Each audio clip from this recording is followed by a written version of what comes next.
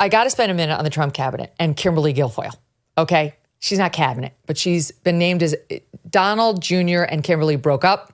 And the same day they announced that she was going to be our ambassador to Greece, which is fine. The left is freaking out over this, but I did the same thing that I did when Laura Trump got made head of RNC, which was check all your prior biases on what you think an ambassador is or should look like. And in Laura's case, the head of an RNC, and ask what exactly is the job she's being asked to do, and can she do it? Mm-hmm. And who is doing it now? Who is so special that she or he cannot possibly be replaced by this new person? And as soon as you put this choice through that analysis, you are clapping the elevation of Kimberly Guilfoyle, okay? Kimberly is a smart woman. She's a lawyer.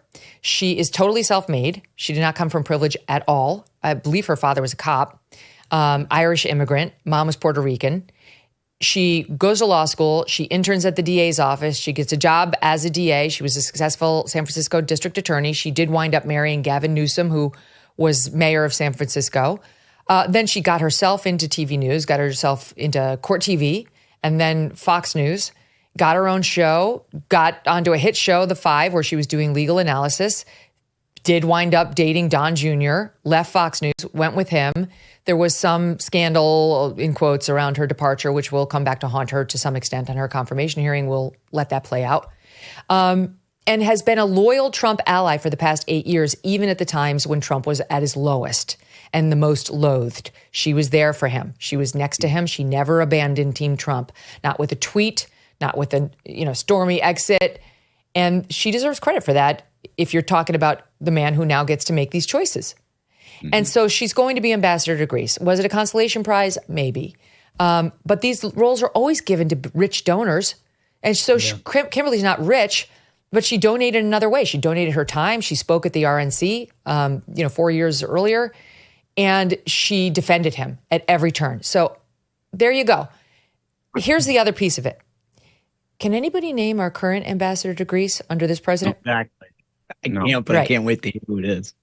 I'm going to introduce you to George Tunis. No, he's not the current one, right?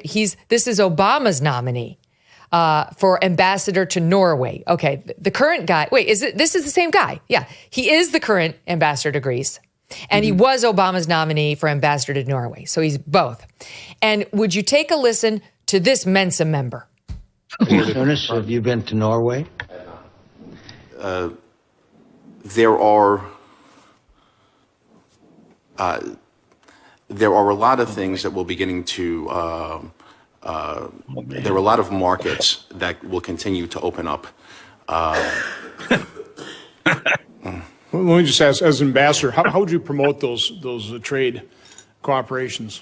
Thank you for that save, Senator Johnson. It's important that we continue. Oh, God. Interesting.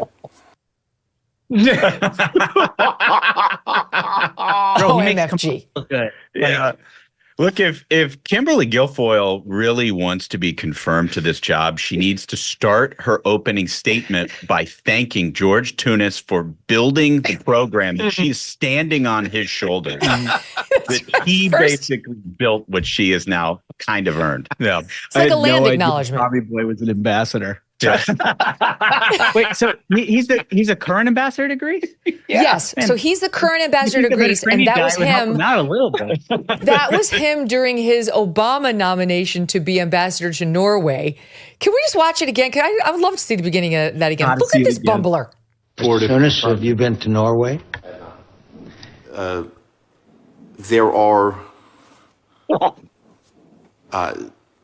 There are a lot of things that we're beginning to. There are a lot of markets that will continue to open up. Let me just ask, as ambassador, how would you promote? You're an idiot. Okay, move on. He did not get confirmed. I think Kimberly's going to be able to tell us whether she's ever been to Greece or not. I'm going to put money on it right now.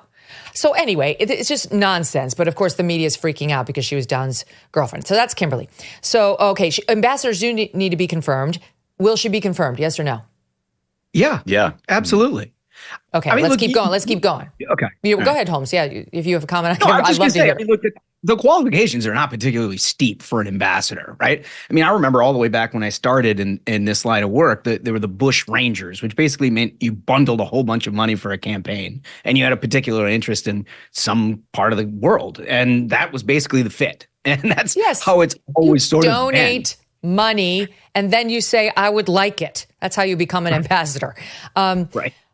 Okay, let's do it quickly because I really want to get to these other two subjects. Will Pete Hegseth be confirmed? Yes or no? Down the line, start with Holmes.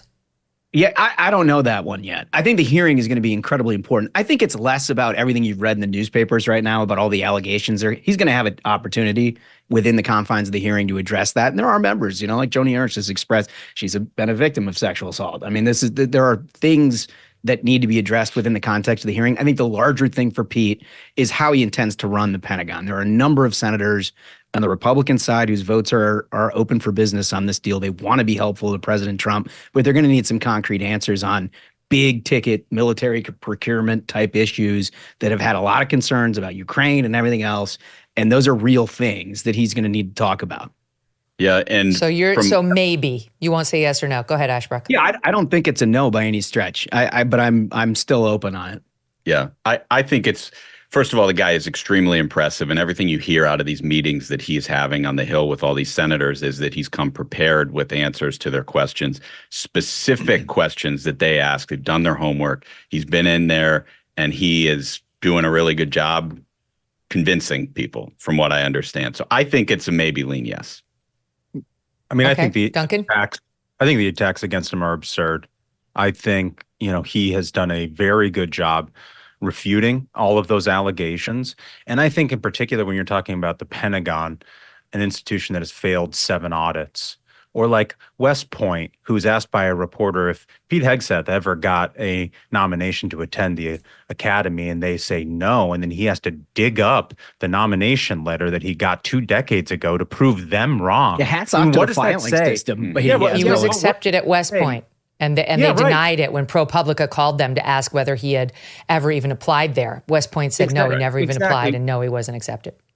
And the inability for the Pentagon to pass audits, or this West Point thing, are a perfect indication of the dysfunction that currently exists in our Defense Department. How is it possible that Pete Hegseth is going to do a worse job rooting that out than Lloyd Austin? It's insane. I think the guy should be. Right I'm a yes. Go ahead, Smug.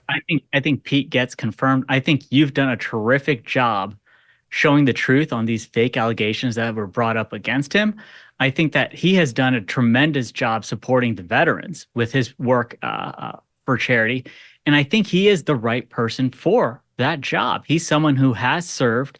And I think President Trump showed he has a mandate.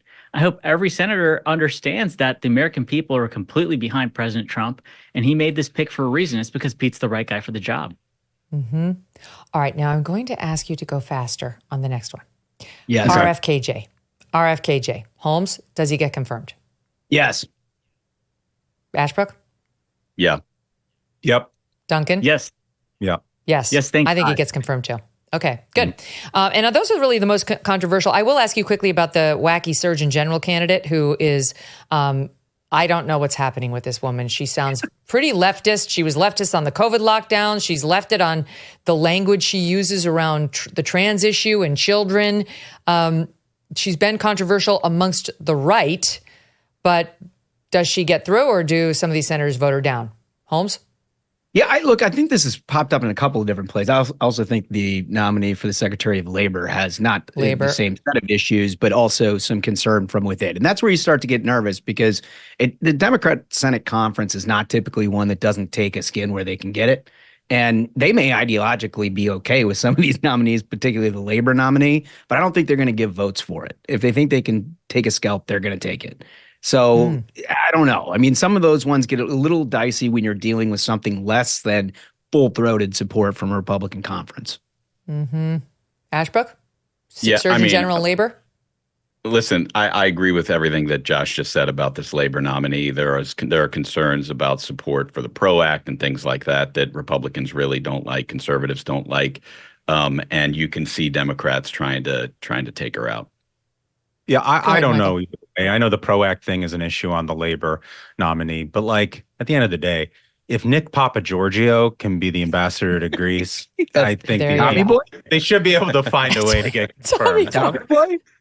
Tommy Boy. No, that's a Vegas vacation. Yeah, Vegas vacation. Yeah. Smug, do you agree? I say yes. I think across the board for all of Trump's nominations, I think Tom Cotton made a great point. He said the media is trying to gin up the story that how Senate Republicans need to get some scalp and downvote anyone because it's some made up tradition. It's not. He had the numbers that the vast majority of presidential picks get confirmed by their own party in the Senate. And I think for President Trump, it'll be the same story. Yeah, you only lost one in 7. For those of us who have been holding our breath for the past several months, waiting for this election, we can finally exhale. Work can now be done on the major issues this country's facing, one of the most significant being our national debt. The fact is our nation's broke, and that debt is a house of cards that cannot be quickly dismantled. So the strategy for you probably remains the same when it comes to your investments. You might want to diversify your savings. This is why I want to tell you about Birch Gold. So many things are out of our control, out of our president's control, so it can be important to have a safe haven for your savings. Birch Gold Group can help you convert an IRA or 401k into an IRA in physical gold. And the best news is it does not cost you 1 cent out of pocket. Text MK to 989898 to get your free info kit on gold. Plus, right now you will receive a free 1-ounce silver eagle for every $5,000 purchased. Protect your savings with Birch Gold and text MK to 989898 to claim your eligibility for free silver today. Thanks so much for watching. If you like what you just saw, hit the subscribe button for more clips and full episodes.